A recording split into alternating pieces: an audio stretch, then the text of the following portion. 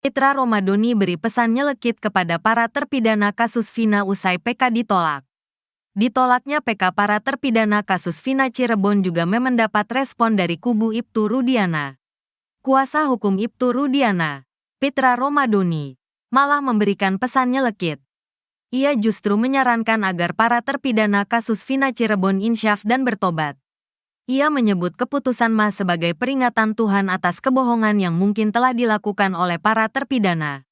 Atas ditolaknya putusan PK tersebut, saya menyarankan agar para terpidana segera insyaf dan bertaubat kepada Tuhan Yang Maha Kuasa, ungkap Pitra dalam pernyataan tertulis yang diterima Tribun News.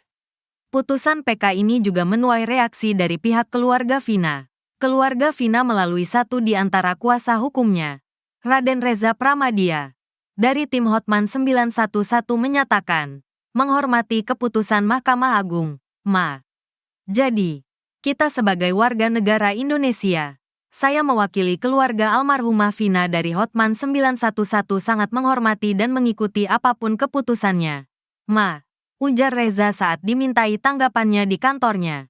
Selasa, tanggal 17 Desember tahun 2024, melansir dari Tribun Jabar. Reza menegaskan, pihak keluarga telah meyakini adanya unsur pidana dalam kasus tersebut sejak awal. Dan memang sudah terbukti, ucapnya. Meskipun putusan MA dianggap final, Reza juga mengakui bahwa upaya hukum lanjutan dari para terpidana merupakan hak setiap warga negara. Reza juga menyampaikan kondisi keluarga Vina saat ini. Menurutnya, pihak keluarga menyerahkan sepenuhnya proses hukum kepada kuasa hukum dan pihak berwenang. Kalau kondisi keluarga Vina, saya sendiri kemarin masih berhubungan dengan kakak almarhumah. Ya, mereka menyerahkan kembali kepada kami karena di sini kan sudah ada korban. Entah itu kecelakaan atau pembunuhan. Kita pengin ini yang terbaik untuk semua, katanya. Selain itu, dia berharap agar tidak ada lagi kegaduhan yang muncul dan seluruh proses hukum dapat berjalan dengan baik. Semoga ke depannya, apapun nanti yang terjadi, itu yang terbaik untuk kita semua, ujarnya. Reza juga menyoroti dampak psikologis yang dirasakan keluarga Vina, terutama kakaknya, yang sempat mengalami perundungan di tengah memanasnya kasus ini. Kakaknya Vina mengalami bullying dan lain sebagainya. Ia pada saat kasus ini membesar segala macam, efeknya ke pihak keluarga. Ada yang tidak suka, pro dan kontra segala macam. Itu yang harus kita antisipasi dari faktor psikologis ke keluarga, ucap Reza. Lebih lanjut, ia menegaskan bahwa pihaknya menyerahkan seluruh proses hukum kepada pihak yang berwenang. Makanya kita kembalikan lagi. Kita serahkan kepada pihak yang berwenang untuk meneruskan kasus ini, jelas dia. Seperti diketahui, PK yang diajukan Eko Ramadhani dan Rivaldi Aditya Wardana tercatat dalam perkara nomor 198 PKPID 2024 dan 199 PKPID 2024. Sementara PK Saka Tatal tercatat dalam perkara nomor 1688 PK-Pit.Sus 2024 yang diperiksa Hakim Tunggal Prim Haryadi. Penolakan tersebut membawa kesedihan mendalam bagi keluarga para terpidana. Tangis pecah saat hasil putusan diumumkan dalam acara nonton bareng yang digelar di satu hotel di kota Cirebon. Namun, tim kuasa hukum para terpidana menegaskan komitmen mereka untuk terus memperjuangkan keadilan melalui jalur hukum lainnya. Bagaimana nasib Ibtu Rudiana usai PK terpidana kasus Vina Cirebon ditolak? Terungkap nasib Ibtu Rudiana setelah peninjauan kembali. PK, para terpidana kasus Vina Cirebon ditolak.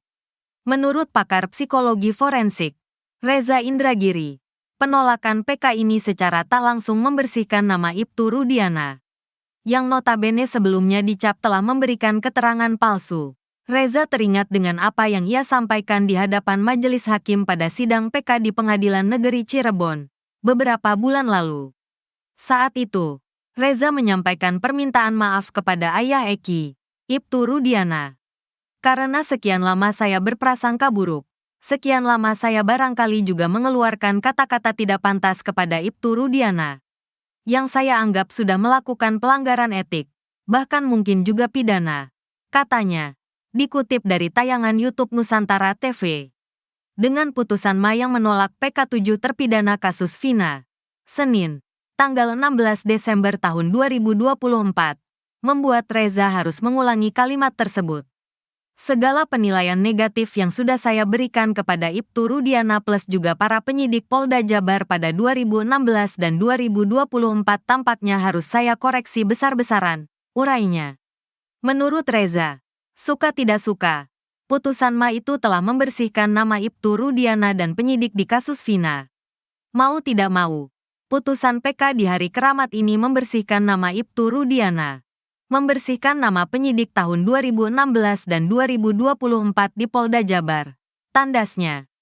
Meski getir, lanjut Reza, ia tak punya pilihan lain selain mengatakan hal tersebut. Dengan putusan itu juga, ia mengasumsikan proses penegakan hukum dalam kasus Vina sudah sesuai prosedur dan profesional. Kita hanya boleh satu asumsi. Proses penegakan hukum atas kasus ini sudah berlangsung secara prosedural, proporsional, dan profesional. Getir, saya tidak punya pilihan kecuali mengatakan itu, tukasnya. Dede tantang AF muncul usai PK ditolak. Keluar jujur jangan takut. Dede Riswanto, saksi kasus Vina Cirebon mengaku kecewa atas ditolaknya permohonan peninjauan kembali, PK. 7 terpidana oleh Mahkamah Agung, MA.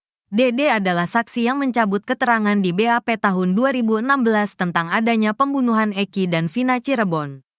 Dede lalu bersaksi di sidang PK tentang keterangan palsu yang dibuatnya tahun 2016 dan adanya skenario pembunuhan yang dibuat oleh Ibtu Rudiana dan AF Rudiansyah, temannya. Kini setelah PK 7 terpidana kasus Vina Cirebon ditolak MA, Dede kembali bersuara. Jujur saya mendengar putusan PK, kecewa, lemes dan tidak bisa berkata apa-apa. Buat keluarga terpidana dan terpidana, mudah-mudahan disabarkan, ditabahkan dan dikuatkan hatinya, kata Dede dikutip dari video yang diunggah di channel YouTube-nya pada Selasa, tanggal 17 Desember tahun 2024. Dede mengaku sudah berusaha sekuat mungkin dan semampunya untuk bersaksi tentang fakta sebenarnya yang terjadi. Dia sudah berkata jujur bahwa apa yang diterangkan ke penyidik tahun 2016 adalah palsu.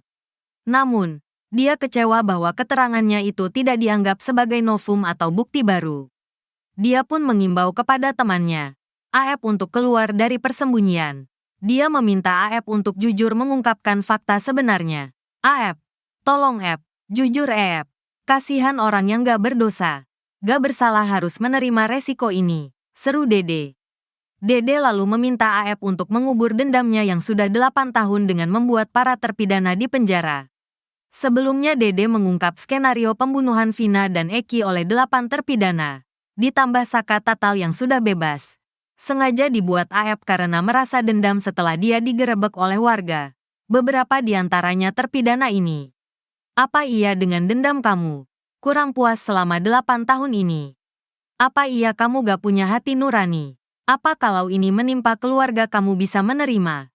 Belum tentu kamu bisa menerima, Ep. Coba lihat keluarga terpidana, katanya. Dede mengaku sudah mengakui kesalahan. Dan keluarga para terpidana pun mau menerima maafnya. Bahkan hingga kini berhubungan dan bersilaturahmi. Serta tak ada rasa dendam sama sekali.